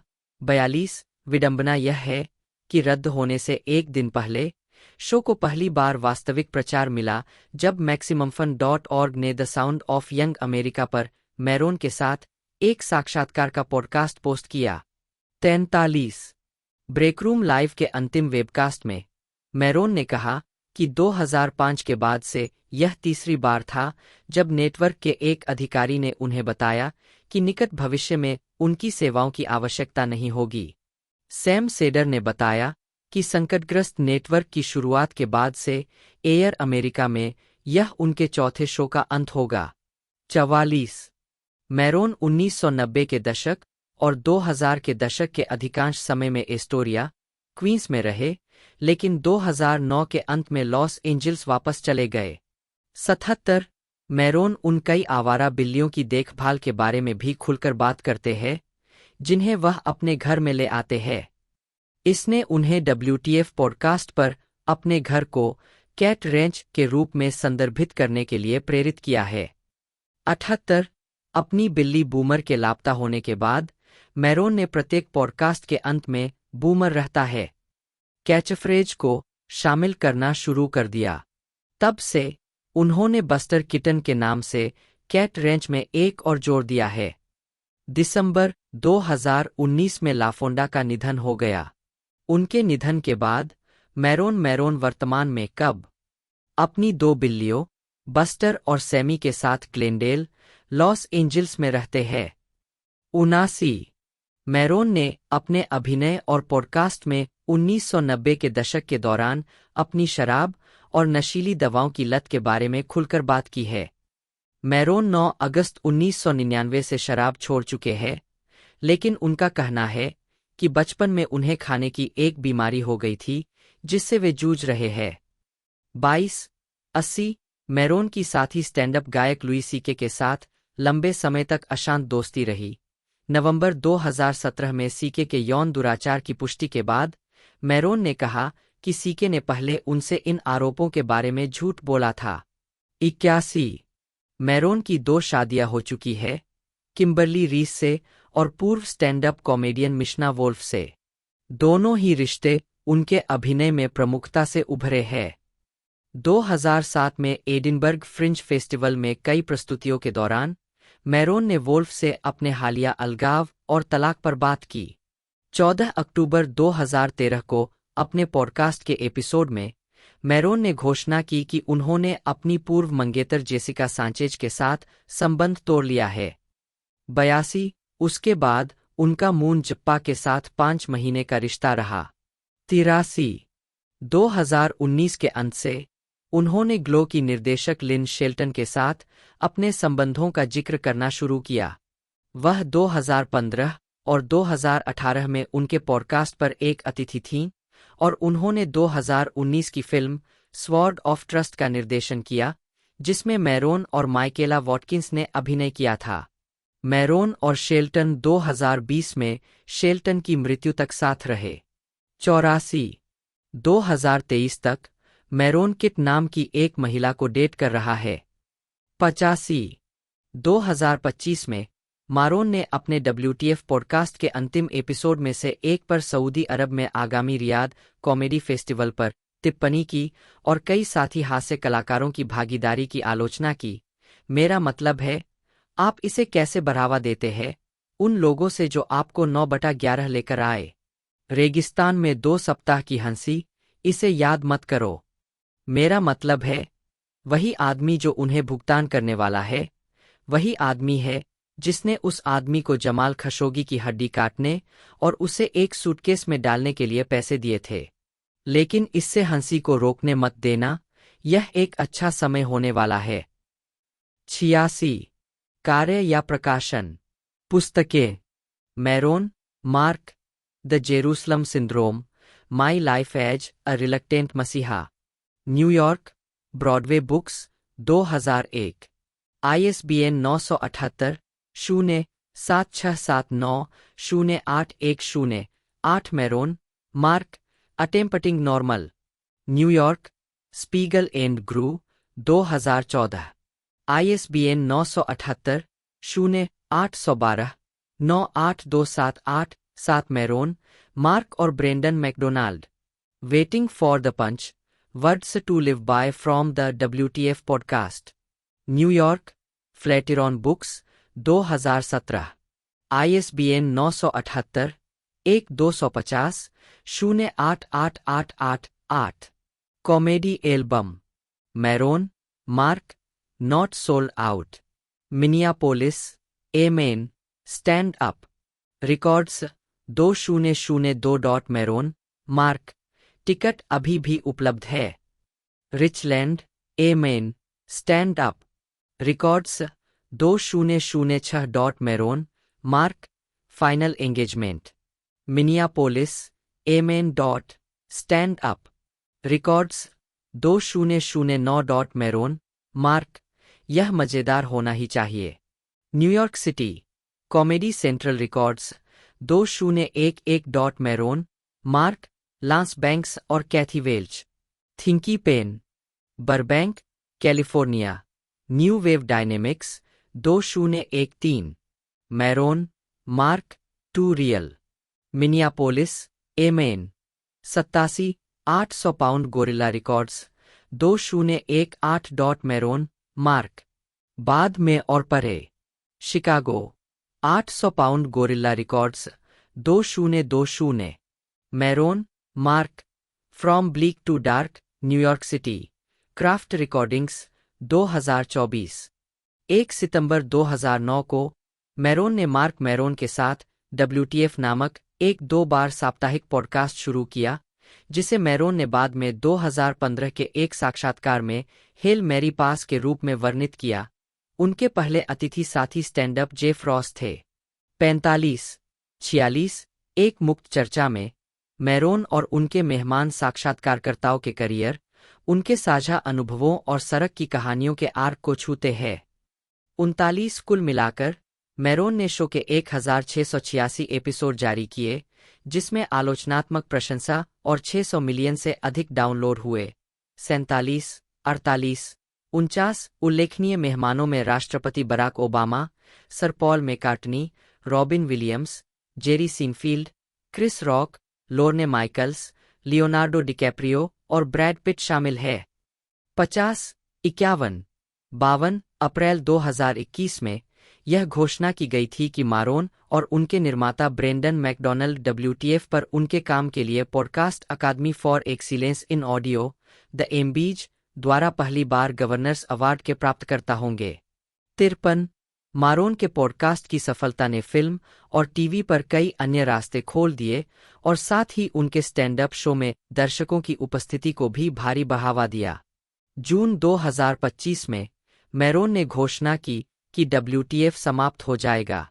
54-55 उन्होंने WTF के 29 सितंबर 2025 के एपिसोड में घोषणा की कि उनका आखिरी मूल एपिसोड 13 अक्टूबर 2025 को प्रसारित होगा। 56 WTF के अंतिम एपिसोड में बराक ओबामा शामिल थे। 57 जिन्होंने उन्हें सलाह दी थी कि थोड़ी देर के लिए दिमाग से थोड़ा मृत हो जाओ और आगे क्या है इसमें जल्दबाजी मत करो। उद्धरण आवश्यक। फिल्म और टेलीविजन। कई वर्षों तक उनकी एकमात्र फिल्म क्रेडिट 2000 कैमरून क्रो की फिल्म ऑलमोस्ट फेमस में गुस्साए प्रमोटर के रूप में एक छोटा सा हिस्सा था, जिसमें उन्हें पहले नूह टेलर के चरित्र के साथ लड़ते हुए और फिर मुख्य पात्रों पर चिल्लाते और उनका पीछा करते हुए देखा गया, क्योंकि वे बस में भाग जाते हैं। जिस बिंदु पर वह चिल्लाते हैं, गेट लॉक करें, जिसका उपयोग अब उनके पॉडकास्ट के परिचय में किया जाता है।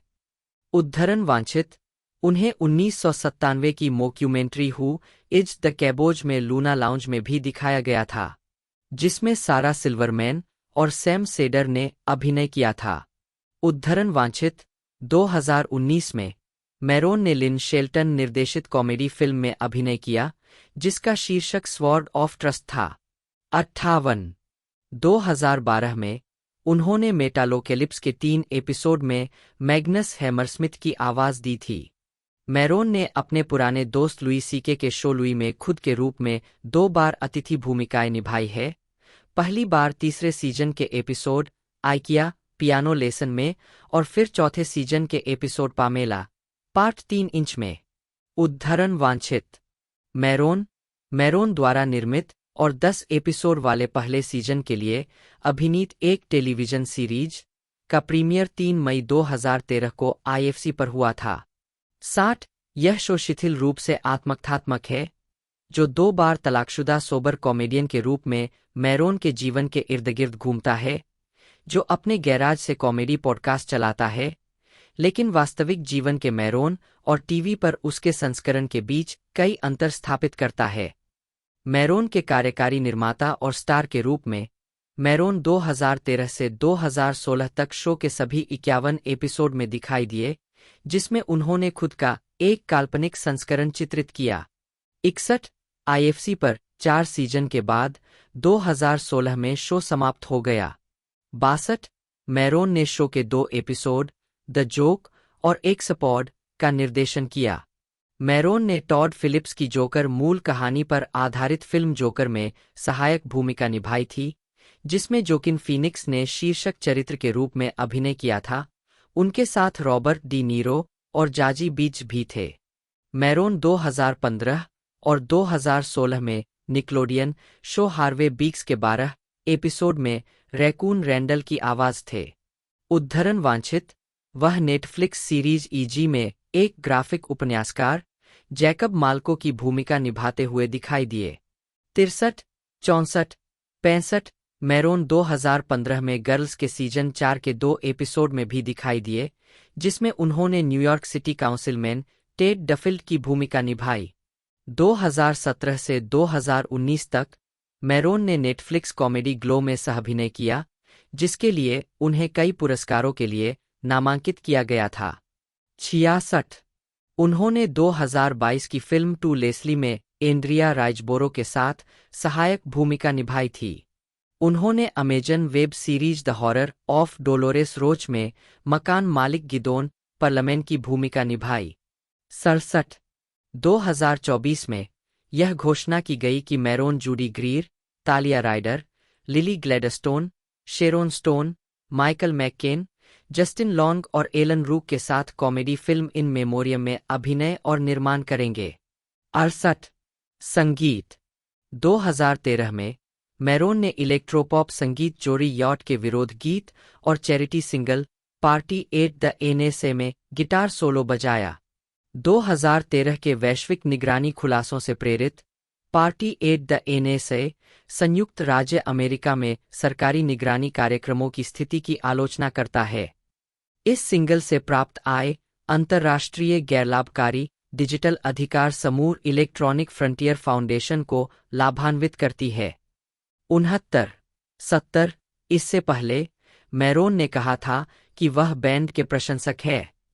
71 KCRW के साथ एक साक्षात्कार में मैरोन ने कहा, मुझे नहीं पता कि उन्होंने मुझे ट्रैक पर गिटार बजाने के लिए क्यों कहा। मैं गिटार पर केवल एक ही चीज में अच्छा हूं।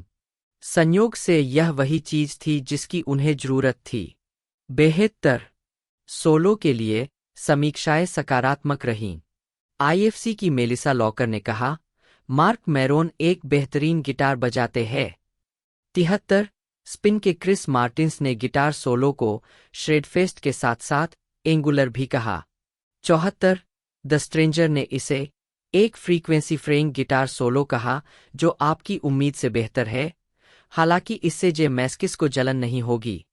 75 मैरोन ने अपनी फिल्म स्वॉर्ड ऑफ ट्रस्ट के लिए संगीत लिखा और उसमें अभिनय भी किया।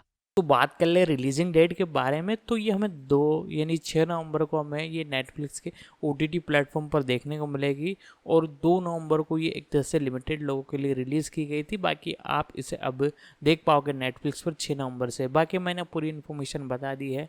वीडियो आपको अच्छी लगी तो लाइक कीजिएगा। मिलते हैं दोस्तों अगले वीडियो में।